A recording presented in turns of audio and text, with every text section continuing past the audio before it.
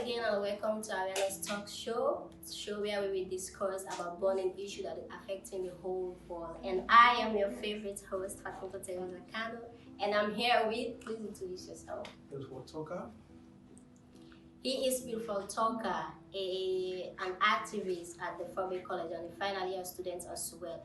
Well, today we are here to discuss about women in leadership. So over to you, Mr. Talker. How do you describe or explain leadership in a simple term? Well, leadership itself is very crucial, To some extent, being a leader is not an easy task. Yeah, sure. Being a leader requires you to be patient, to be brave, to be smart. You should be able to suppress your emotions being a leader. And, as a leader, always ensure your actions says it all. Wow.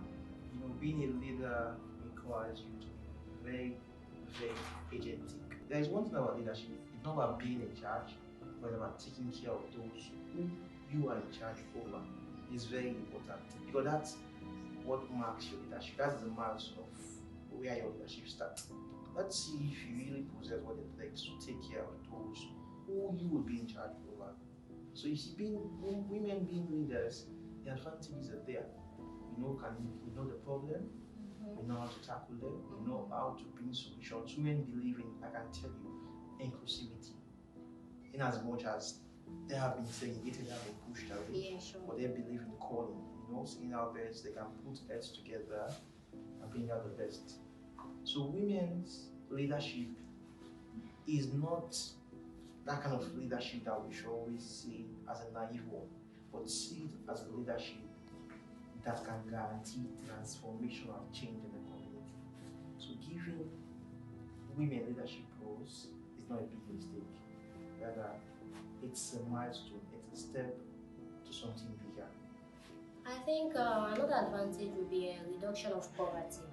Because when women be totally dependent on men, everything they just depend on men, it's as if we are not moving forward. But when they are empowered, when they are in leadership position, they survive for themselves, that will reduce poverty as well. And also, what are some of the causes? What caused women to limit themselves not to embark in leadership position? Well, it's really not easy.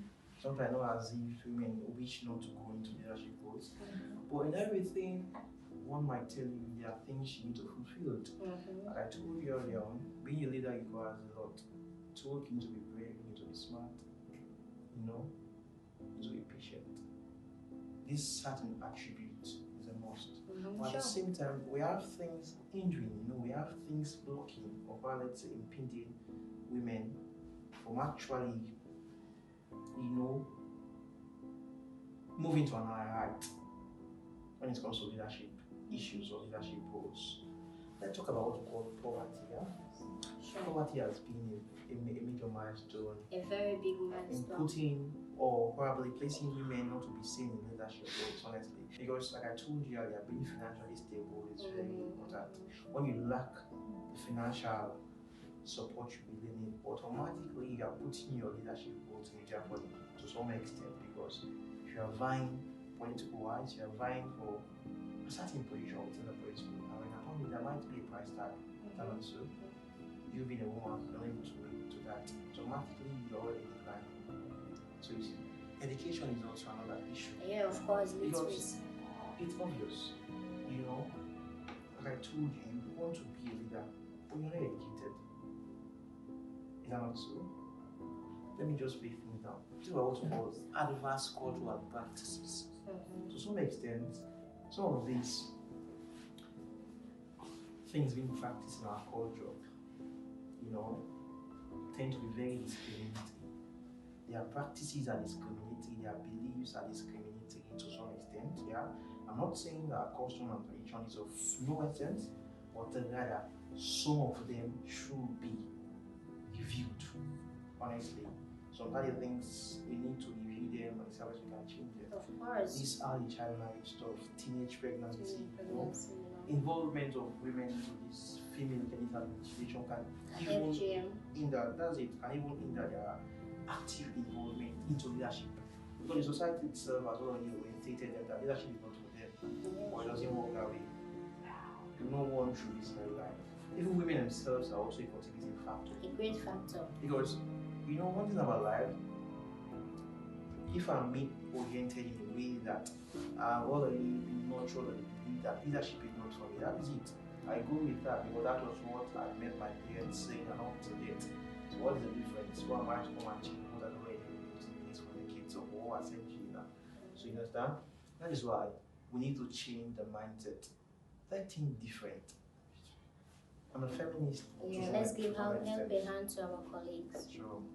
So when a woman wants to aspire for any, let's take political as an example. We women themselves are the major problem because they keep looking down upon their companion, their colleagues, saying that you cannot do it. How can you compete with men? So that makes them to limit and sit back, not to continue to aspire. So thank you very much, Mr. Tucker. Awareness Talk Show is pleased to have you, and we are very much thankful for you being here today. And please don't forget to follow and like for more. See you in my next video. Thank you very much. Bye bye.